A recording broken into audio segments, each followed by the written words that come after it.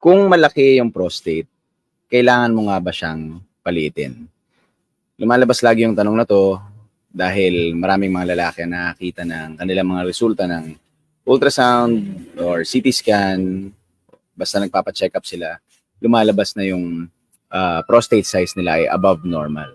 So, it's either bibigyan sila ng size, tapos bibigyan sila ng grade ng prostate, tapos gagamitan sila ng term na prostatomegaly.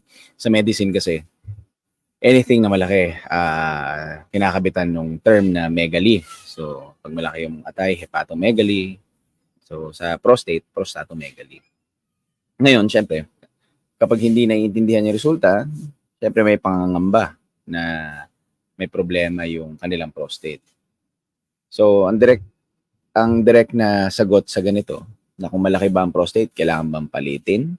Actively palitin ang prostate? The answer is no. Hindi naman kailangan paliitin yung prostate kapag lumabas na malaki siya on ultrasound or on examination.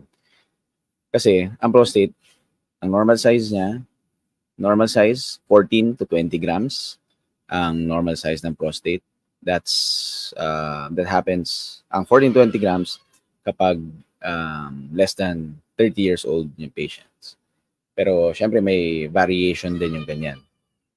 So, kapag lampas 20 grams ang prostate size mo on examination or on ultrasound, lalabas na enlarged prostate ka na nga.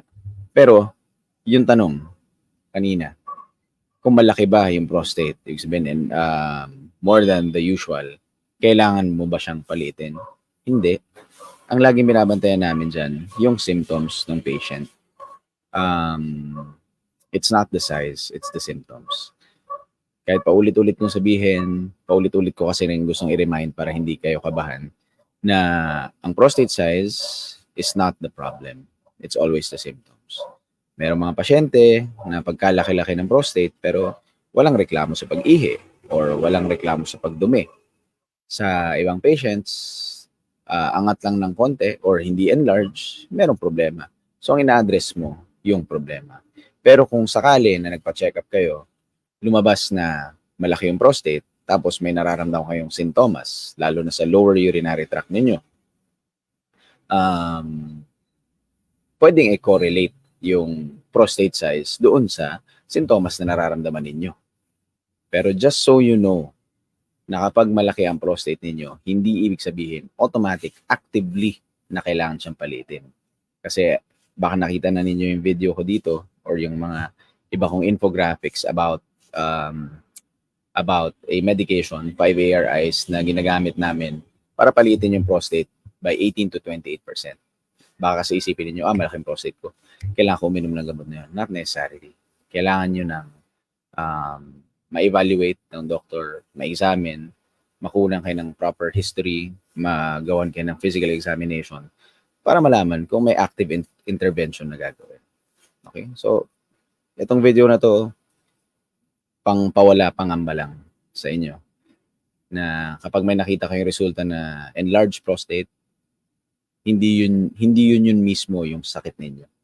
Kailangan i-correlate kung may nararamdaman kayong sintomas, kung meron kayong malakas na family history ng prostate cancer. Halimbawa, yung tatay mo or kapatid mong lalaki may prostate cancer or merong sa pamilya na namatay with prostate cancer. Yun, malakas yung history mo nun. Okay? So, kung malaki ang prostate, kailangan bang palitin? Hindi lagi. Okay? So, kung wala kayong mga tanong, maraming salamat sa pakikinig. Ako po si Doc Drew, urologist. Thanks for watching.